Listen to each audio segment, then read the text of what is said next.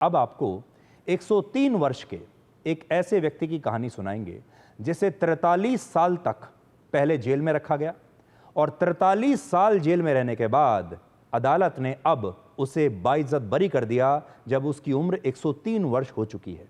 और आज हम ये सवाल उठाएंगे कि ये न्याय है या अन्याय। ये तस्वीरें जो अभी आप देख रहे हैं ये लखन पुत्र मंगली की हैं, जो उत्तर प्रदेश की कौशांबी जेल के बाहर से आई हैं। 103 वर्ष का लखन, कौशांबी जेल से लखन की रिहाई हो रही है। 43 साल उसने इस जेल में बिताए और अब अदालत ने उसे बाइज्जत बरी कर दिया। लखन को हत्या के आरोप में वर्ष 1977 में गिरफ्तार करके जेल भेजा गया था। 5 साल के बाद उन्हें 1982 में निचली अदालत ने उम्र कैद की सजा सुनाई। लखन का कहना था कि वो निर्दोष है, इसलिए 1982 में ही उसने इलाहाबाद हाई कोर्ट में अपनी सजा के खिलाफ एक अपील दायर की। लेकिन इसके बाद जो हुआ उसकी विवेचना जरूर होनी चाहिए। हाई कोर्ट ने लखन की इस याचिका को स्वीकार तो कर लिया, लेकिन यह मुकदमा जानते हैं कितने साल तक चला?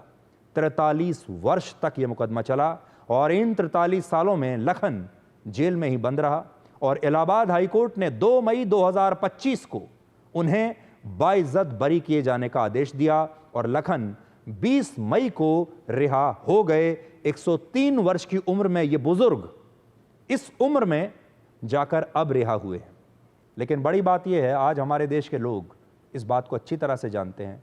अगर किसी दिन आपकी किस्मत खराब हो और आप किसी मुकदमेबाजी में पड़ जाएं, हमारे देश में वो परिवार जो किसी न किसी अदालत में कोई ना कोई मुकदमा लड़ रहे हैं, वो इस बात को जानते हैं कि हमारे देश में मुकदमा लड़ना पहली बात कितना महंगा है, इसके लिए आपके पास कितना पैसा होना चाहिए, और दूसरा आपके पास इंतज़ार करने का पेशेंस होना चाहिए।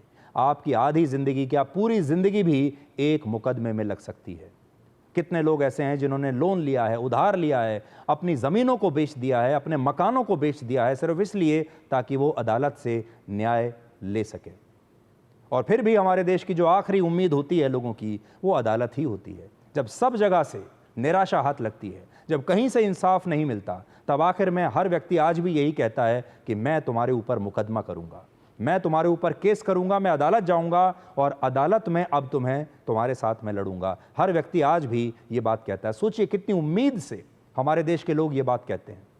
सुप्रीम कोर्ट जब हम जाते हैं तो सुप्रीम कोर्ट में एक गरीब आदमी लखन जैसा, क्या वो कभी एक वकील भी अफोर्ड कर पाएगा?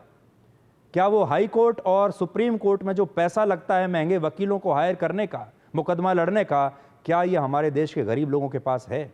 इसलिए आज हमारे देश में जो लोग न्याय व्यवस्था को चला रहे हैं, उन्हें ये भी सोचना होगा कि हमारे देश में इंसाफ कितना महंगा हो चुका है और ये इंसाफ पाने के लिए पैसा चाहिए।